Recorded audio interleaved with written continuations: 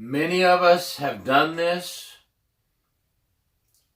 and we need to remember not to do it.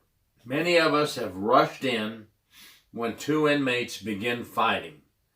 I'm guilty of it. Others are guilty of it. I can't say everybody's guilty of it, but I know a lot of us are. I've done it in the past, and it was wrong. You know, I've had a partner tell me, hey, I can't leave the control room. You rushed into the inmate fight. I can't go in there and back you up till another officer comes in and takes the control room or goes in there to help you. And it is dangerous, folks. You know, when I was younger, and a lot of young men and women, we feel like we're invincible sometimes. We feel like we can handle it. It's just two inmates fighting. I can go in there and break it up. Well, folks, think of it this way. We don't know what's going on when two inmates are fighting. What's behind the scenes? Is the fight a setup to get us into the dorm? Could be. Most of the time not, but it could be. And you have to remember that. Are there weapons involved in the fight that could be used against us? Are the inmates fist fighting, or do they have weapons in their hands? Maybe they do, maybe they don't. Maybe the inmate hasn't pulled the shank out from the back of his pants yet or whatever. And then we go in to break up the fight and we get shanked. The point I'm trying to make is just a safety tip for the day. There's no need to rush in. Yes, it's our duty to break up the fights. We're going to break that fight up, but we're going to call it in that we need assistance in dorm whatever, we need assistance in pod whatever, if you're in the jail. And we're going to just kind of look it over first, kind of see what's going on, see how the other inmates are reacting. Are other inmates getting ready to jump in? And then we go in alone, and it's not one-on-one anymore. Now we've got several inmates jumping in, and now we've got a big fight going on, almost like a mini riot within the dorm. You don't want to step into that situation alone.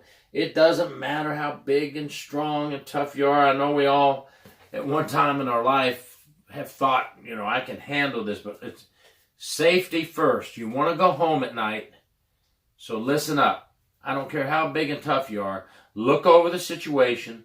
Let some backup get there. Okay, let these guys tire out while they're fighting.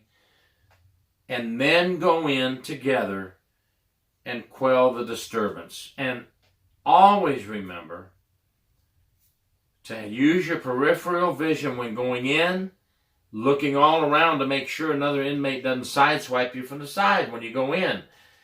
Because some of these inmates want this fight to go on. And they want to stop you from stopping the fight. Don't let that happen. Keep your eyes open and be alert. Be ready. Now, once you do get these inmates under control, what do you do next? Well, I'm going to tell you the way I was always taught and the way I've always done it. These two inmates were just in a fight, or however many inmates were just in a fight. We're going to felony cuff these inmates behind their back and walk them out of that dorm.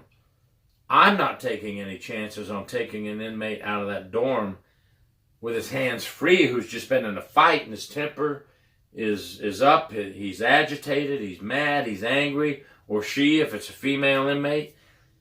Felony handcuff and remove them and get them out of the dorm as quickly as possible.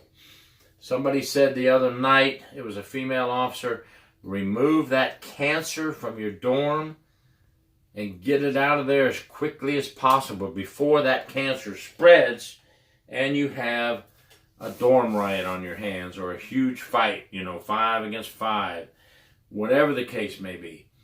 But I just wanted to throw in there a safety tip. Doesn't matter what size you are, how you handle the situation. When inmates start fighting, you can pretty much figure that most of the time, hey, stop fighting is not going to work. Has it worked before? Sometimes. I mean, you might get lucky and, hey, stop. But that's probably not going to work. Once these inmates start slugging it out, heck, they barely listen to you when they're not fighting, right? We have to get on them a lot. We have to tell them what to do a couple of times. They're not going to stop most of the time when they're fighting. So let's be safe. Let's play it safe. Let's go in there with plenty of officers, plenty of handcuffs or flex cuffs, and get them down, secure them with a felony handcuff, get them out of the dorm. Let's file some charges if somebody wants to press charges for assault. Let's get the disciplinary reports and our incident reports started. And if they want to press criminal charges, let's do it. And let's get our reports in and let's continue our night. And let's hopefully pray that the rest of the night is quiet after that.